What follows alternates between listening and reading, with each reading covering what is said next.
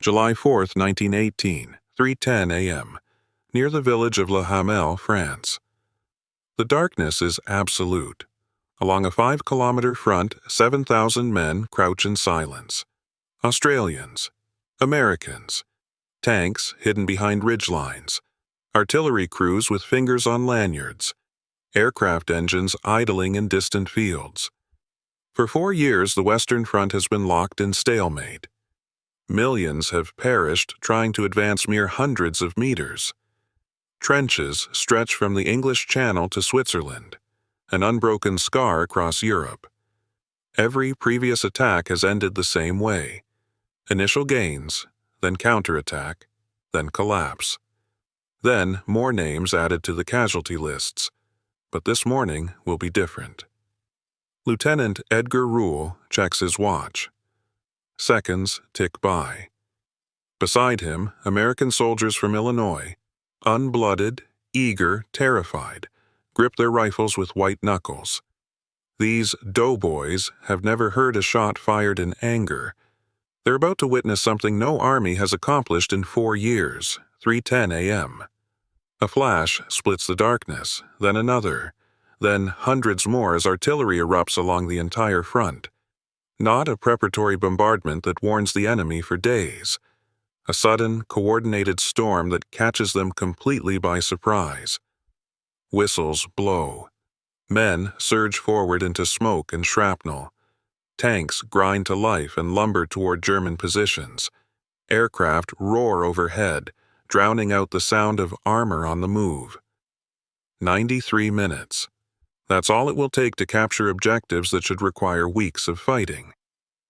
Here's the question that will haunt military strategists for the next century. What if the generals had figured this out in 1914 instead of 1918? How many lives could have been saved if innovation had come 4 years earlier? If you had to choose between following the same failed tactics because that's how it's always been done, or risking everything on something completely new, which would you choose? Leave your answer in the comments. To understand what makes this morning extraordinary, we need to step back 6 months. In March 1918, Germany had launched its Spring Offensive, a massive gamble to crush Britain and France before American reinforcements could turn the tide. Nearly 1 million German troops, freed from the Eastern Front after Russia's collapse, smashed into Allied lines with new stormtrooper tactics. The British Fifth Army had shattered.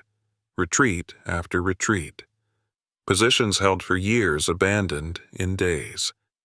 The situation became so desperate that British Commander Douglas Haig issued an order that sent chills through every soldier who read it. There is no other course open to us but to fight it out. Every position must be held to the last man. With our backs to the wall and believing in the justice of our cause, each one of us must fight on to the end. The German offensive had eventually stalled, but at staggering cost. By June, both sides were exhausted, bleeding, barely holding together. The Spanish flu was tearing through ranks already depleted by 4 years of combat. Men who had survived countless battles were now collapsing from disease. Into this nightmare stepped Lieutenant General Sir John Monash, an Australian engineer turned military commander. Meticulous, innovative, absolutely convinced that trench warfare could be broken if every element of modern military technology worked together perfectly. He'd been given a seemingly simple task: eliminate a German salient around the village of Le Hamel, capture a few trenches, straighten the line. A minor operation. Monash saw something else, an opportunity to prove that warfare had fundamentally changed. The German defenses at Hamel were formidable 3 defensive zones stretching back from the front lines, machine gun nests in woods and villages, artillery pre-registered on every approach, barbed wire thick enough to stop entire battalions. Previous attacks would have begun with days of artillery bombardment, warning the enemy exactly where and when the assault would come. Then, waves of infantry would advance into pre-sighted machine gun fire. Thousands would fall in the first minutes, The survivors would dig in. Counterattacks would follow. Eventually, the line would stabilize roughly where it started. Monash refused to accept this script. He assembled an attacking force unlike anything seen before. Australian infantry, battle-hardened veterans from Gallipoli, the Somme, Passchendaele.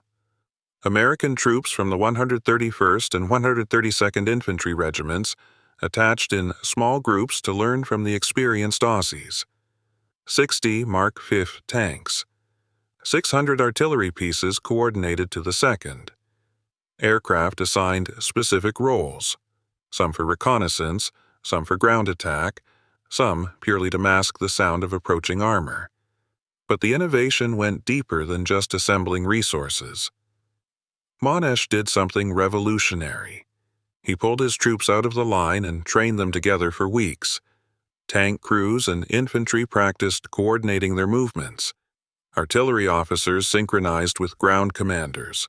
Pilots learned to communicate with advancing troops. Massive scale models of the battlefield were constructed behind the lines. Men studied every fold of ground, every machine gun position, every landmark.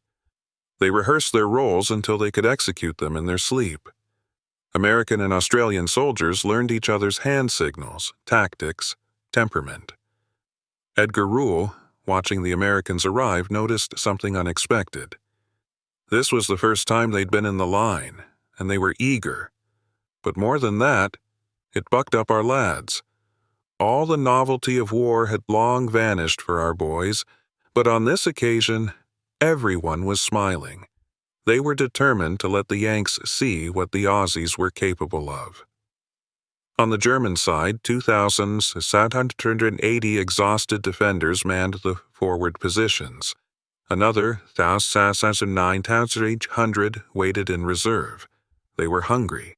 The British naval blockade had been strangling Germany for years. They were outnumbered. But they were dug in, and 4 years of experience had taught them that defenders almost always won. 3:10 a.m., the barrage begins. Not random shelling, but a precisely timed, creeping barrage, a wall of explosions moving forward at exactly the pace of advancing infantry. Every 10th shell is smoke, creating a curtain that blinds German machine gunners. Heavy artillery pounds enemy batteries, preventing them from firing back. Aircraft strafe trenches and drop supplies to advancing tanks. The Australians and Americans surge forward, staying dangerously close to their own artillery fire. Better to risk friendly shells than give the enemy time to man their weapons. At Pear Trench, a German strongpoint bristling with machine guns, the advance stalls. Uncut barbed wire. Enfilading fire. Men pinned down. Private Henry Dalziel, a transport driver who'd volunteered for the assault, spots the problem. Armed only with a revolver, he charges the machine gun position alone. Crashes through the wire. Captures the crew despite losing his trigger finger to German fire. The position falls. He refuses evacuation. Twice. Brings up ammunition under fire until a bullet to the head finally forces him off the battlefield. He survives. Wins the Victoria Cross. The tanks prove their worth. Crushing wire. Overrunning machine gun nests. Delivering ammunition directly to the front lines. A task that would normally require 1,100 men. Only 3 of 60 failed to reach their objectives. By 4:49 a.m., 99 minutes after the attack began, Hamel village has fallen. The Vere and Hamel woods are secured. The Wolfsburg Ridge, dominating the battlefield, is in Australian hands. Over 1,600 German prisoners are streaming to the rear, dazed and defeated. Edgar Rule watches them pass. Out they came, hands raised, clutching loaves of black bread. When I looked closer, all thoughts of revenge vanished. We couldn't harm children, and these looked barely that. Most would have said 14 or 15 years old. These weren't the soldiers who'd held us for 4 years. These were Germany's last reserves. German counterattacks come later that morning. Desperate attempts to retake lost ground. All fail. The new tactics prove as effective in defense as in attack. Corporal Thomas Pope of the American 131st Infantry wins his nation's first Medal of Honor in World War I, charging a machine gun position with fixed bayonet. By dawn, it's over. 93 minutes of combat.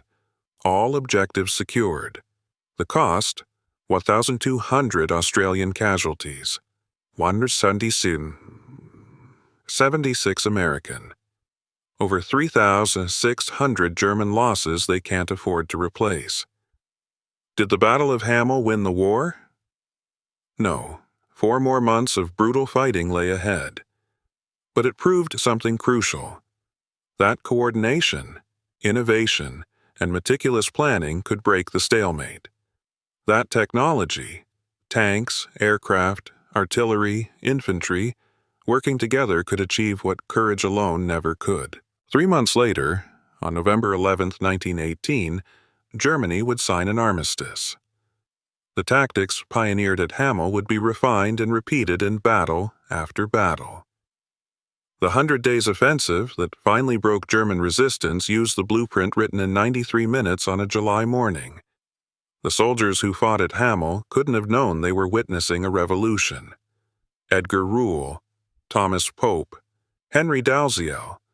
They were just trying to survive another attack.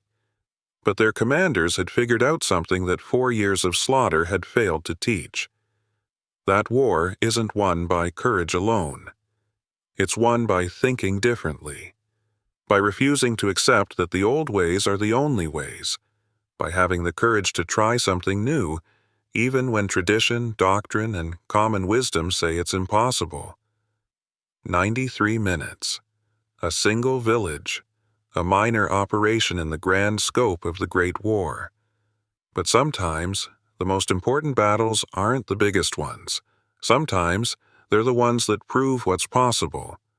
If this story showed you that innovation matters more than tradition, that planning beats bravery, that thinking differently can save lives, leave a comment below.